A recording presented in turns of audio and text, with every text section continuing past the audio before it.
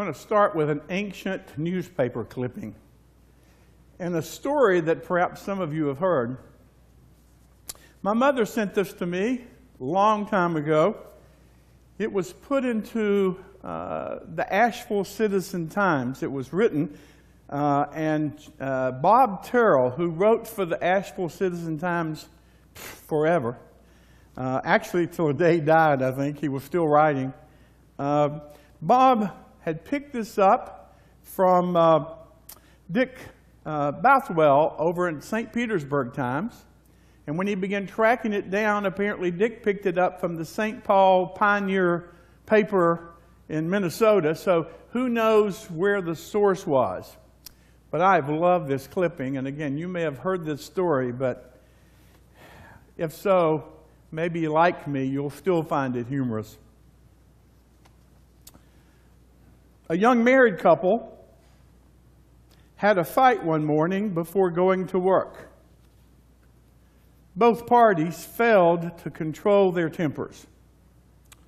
They jumped into their clothes, boiling mad, not speaking.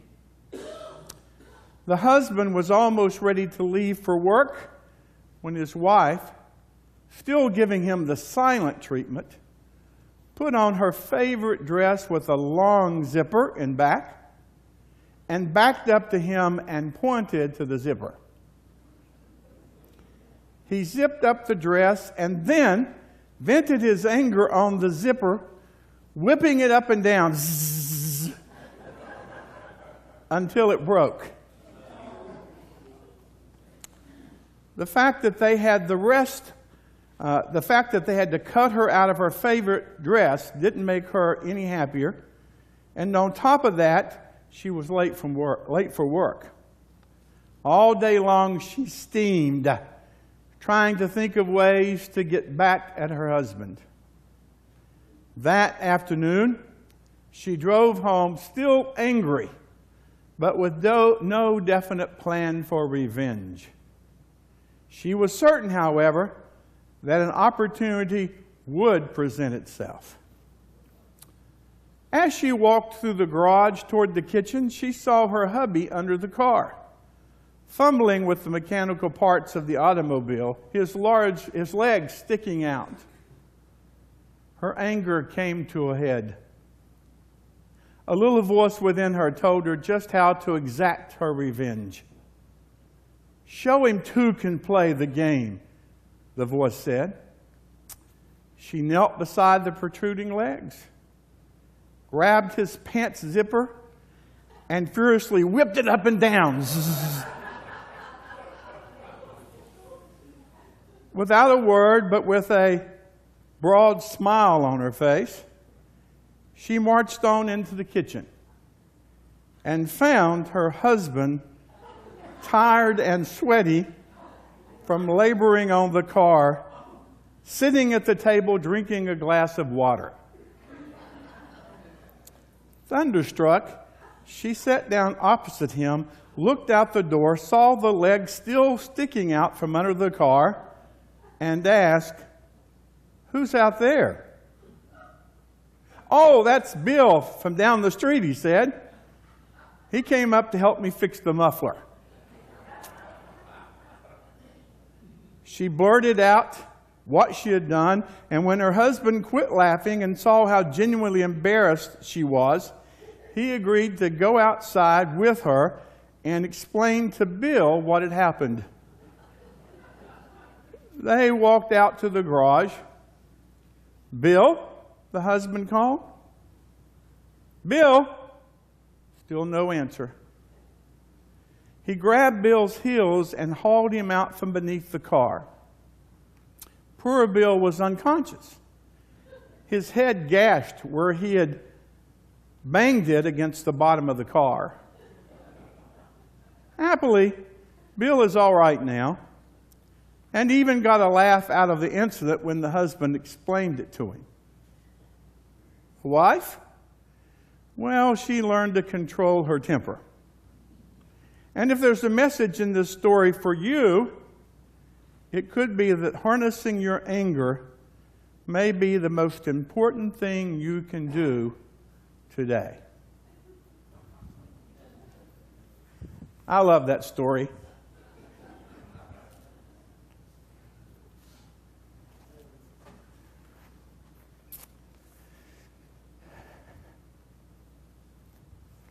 Anybody here ever seen a time when anger was such a dominant emotion as it has become in the society in which we live? People are so angry, touchy, and as we live among them, among us, it's easy to say that that anger impacts us, rather than raising the question, how is our anger impacting them? This is Trinity Sunday, and I thought preaching on anger would be so much easier than preaching on God in three. And as far as I can tell, nobody has completely been able to explain that doctrine to me throughout the years. And I've read writings from the centuries. So it was easier to come and talk about anger, even though anger is a hard thing to talk about. This is the first of two sermons that I want to touch base with, and today to focus upon our anger. Next week, we'll talk a little bit about how to deal with the other's anger. Yes, anger has been dominant at times in society, especially among particular communities. I know that. Any of us who have been around a while know that. But the truth is that those of us who are Anglo, in Texas, Anglo means anybody who's white and speaks English as the first language. All right? Those of us who are Anglo, it's hard for us to imagine the anger and bitterness that has so gripped people of color for good reason, not for decades, but for centuries. But we saw that manifested in the 50s and the 60s when people grew absolutely tired of living with leftover Jim Crow laws. They had had enough, and any of us sitting in this room would have had enough probably long before. Treated as second-class citizens. During those days, there was violence, not because of what Dr. King said or did, because Dr. King always talked about nonviolence as the tool for confronting injustice. And even then, people blamed Dr. King for the violence that they perpetrated. Yes, there was anger on college campuses across the country because of what many saw as an unjust war. Anger broke out everywhere, and of course, all of us remember the shooting of people on Kent State campus, some of whom weren't even there to demonstrate. Shooting not by somebody who had picked up a easy magazine at some cheap gun store, but people who were actually killed by people authorized by the military services. Anger, it just was everywhere in that community. Every time I walk on the Princeton campus and I walk over toward the Firestone Library near the beautiful chapel, in between those two magnificent buildings, there is a statue that Siegel did that Kent State refused to take after they had commissioned it. And so Princeton bought it and put it over there. If you ever get a chance, you need to go see that memorial. I cried the first time I saw it. But today the rhetoric seems to have cranked up, even though we couldn't imagine rhetoric being so angry when we look back at the 60s. It's so intense. It's intense by the left. It's intense by the right. It's intense because no matter what we say to people, the gap in terms of the economic gap between the classes is always growing. And there's incredible frustration that's built into that. There's frustration that spills out into the workplace. It spills out into schools. It spills out into families. It spills out into family reunions where those still happen. And sadly for me, all of the family reunions have kind of finally dissipated. Anger. People just in each other's face and in each other's space. Here's the thing, though. As you read the scriptures and you're trying to figure all that out and where you fit into that, the Bible teaches anger as simply a part of being human. It's just a reality that's built within us.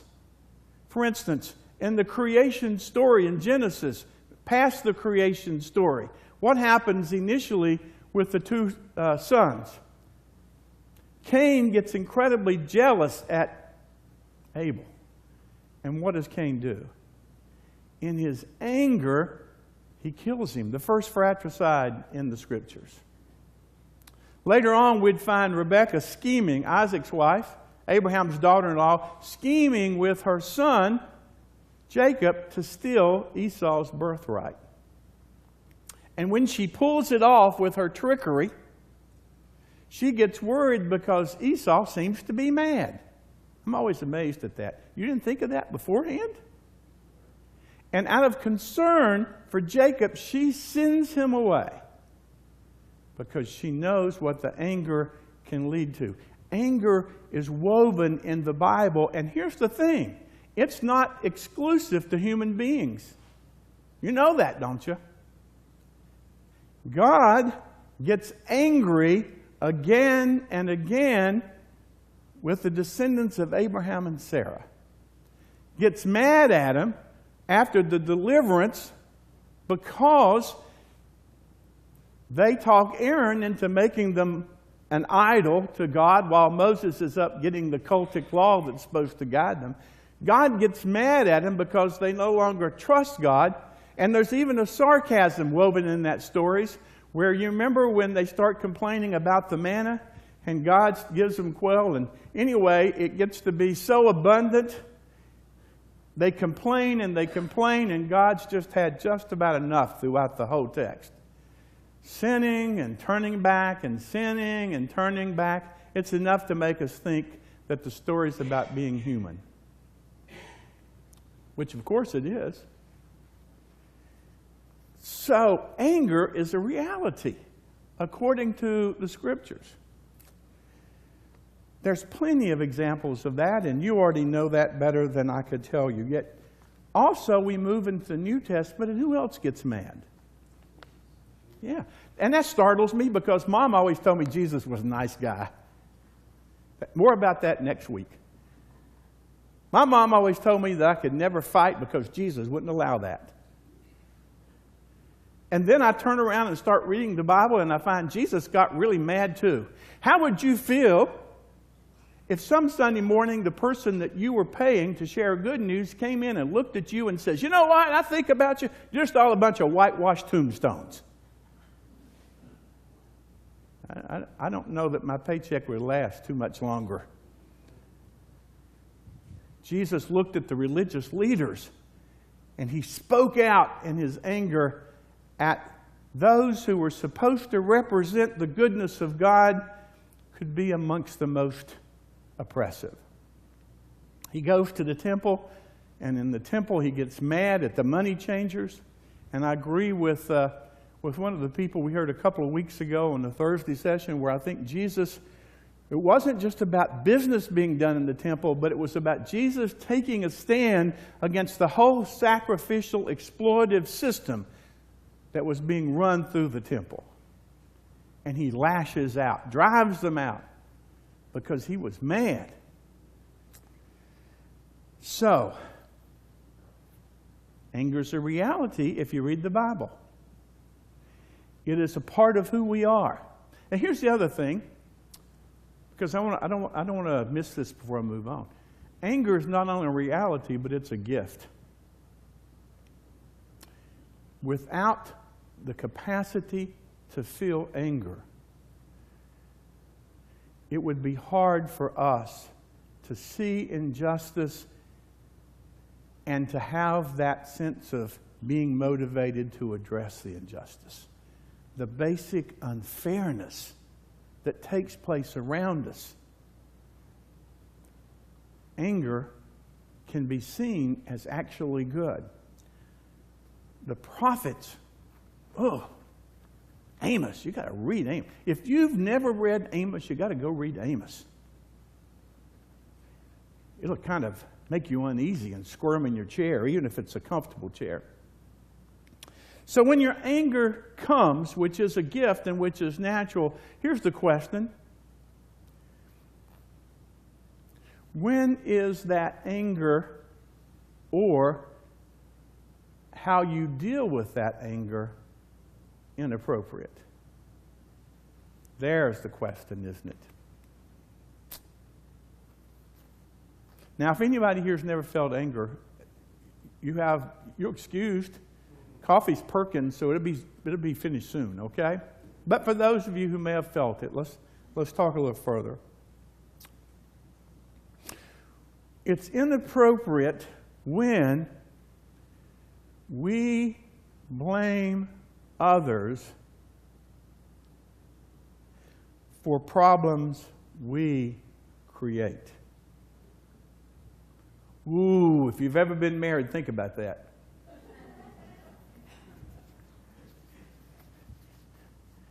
When we blame others for problems we create, because then it becomes injustice, and we are the participants in creating injustice.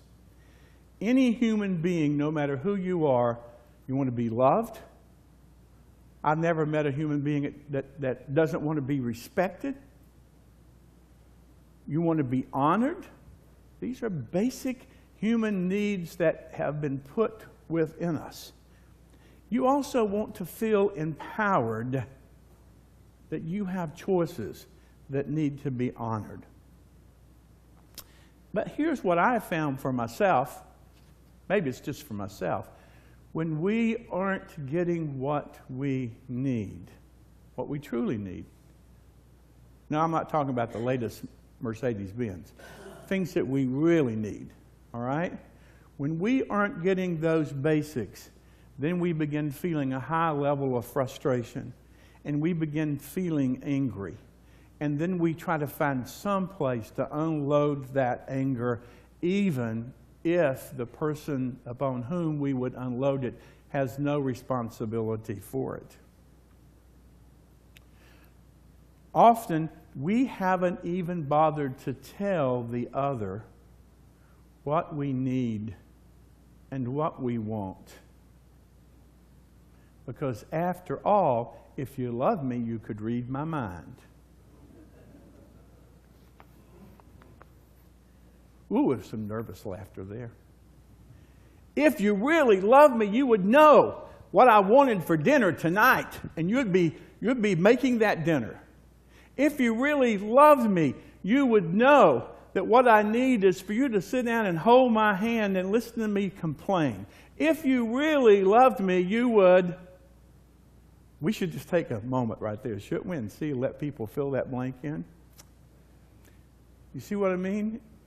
Is we need to have the capacity to share with those around us with whom we are in covenant what our needs and our longings and our desires and our fears are, in order for them to be helpful and caring in the midst of that relationship. Now, I'm being good this morning, because even though Chris will depart pretty soon, if she hasn't already, to go finish off coffee hour stuff, we're pulling double duty this morning, I'm not even going to use the illustration, because then I'd have to come up and use one that Chris would say about me. So we're just going to set that off limits. She might come out ahead in that game.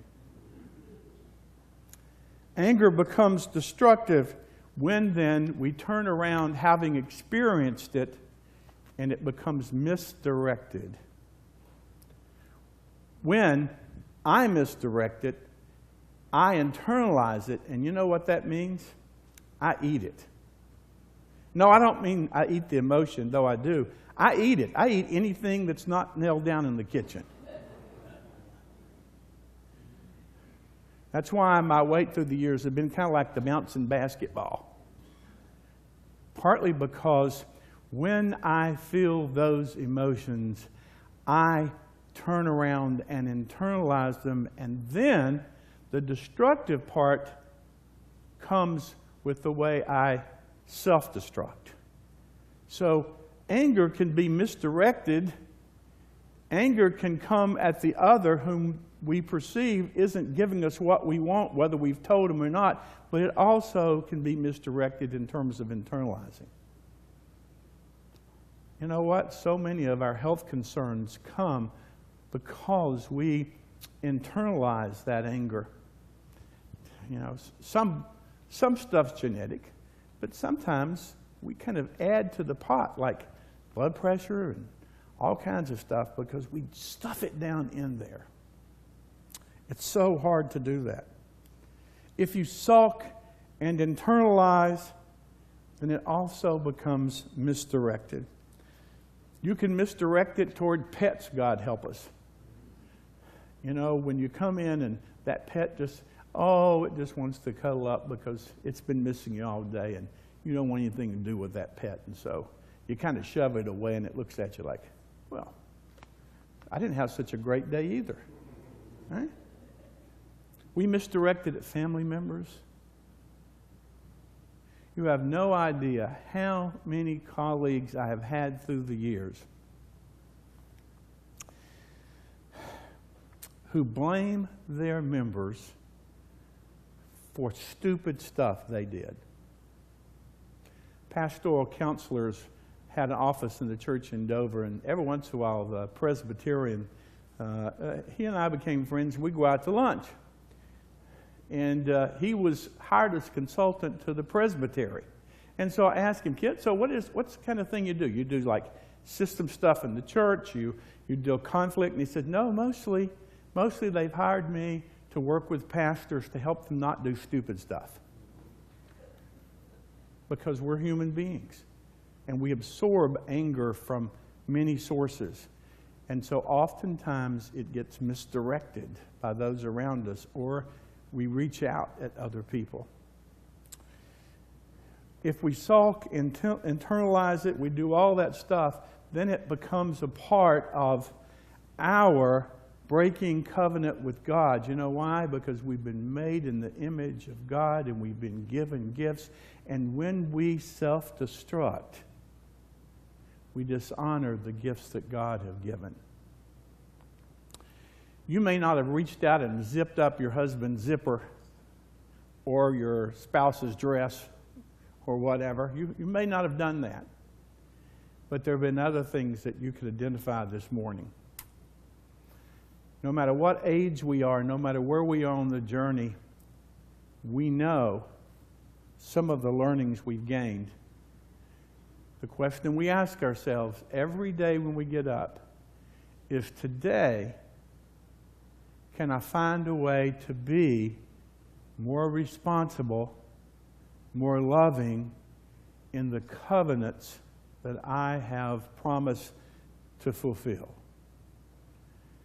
Can I be loving and just to the other, even as I honor the body and the gifts that God has given to me?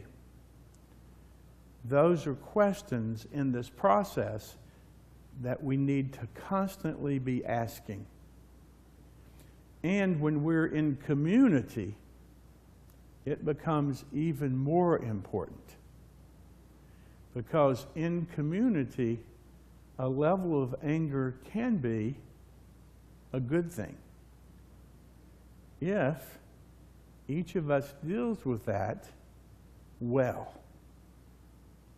So I would challenge you to keep that in mind during the days ahead.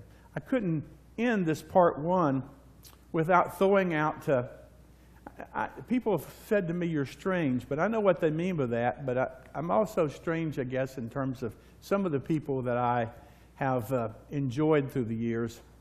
And I'm not a big poet person, though I do write some prose.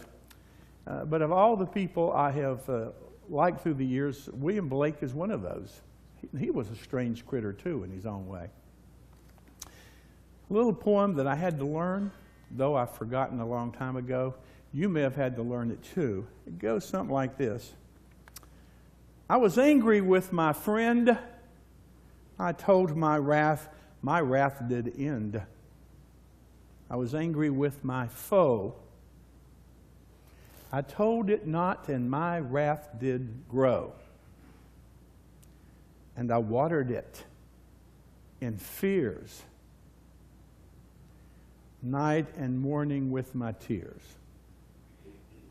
And I sunned it with smiles and with soft, deceitful wiles. And it grew both day and night till it bore an apple bright. And my foe beheld it shine, and he knew that it was mine. And into my garden stole when the night unveiled the pole. In the morning, glad I see my foe outstretched beneath the tree. I remember my teacher looking around the class, and when we first read this poem, I didn't quite get it because I was pretty young. But she looked at us each like it was us. That may have been how she felt, that we were just mad at her personally. But I remember that glare. And I remember something in that warning of be careful what you do with your anger. Who's angry? Well, I am. Who's angry? I guess we all are at some level. Let's be thankful for the anger. Let's figure out what to do with it together. In Christ's name and for Christ's sake.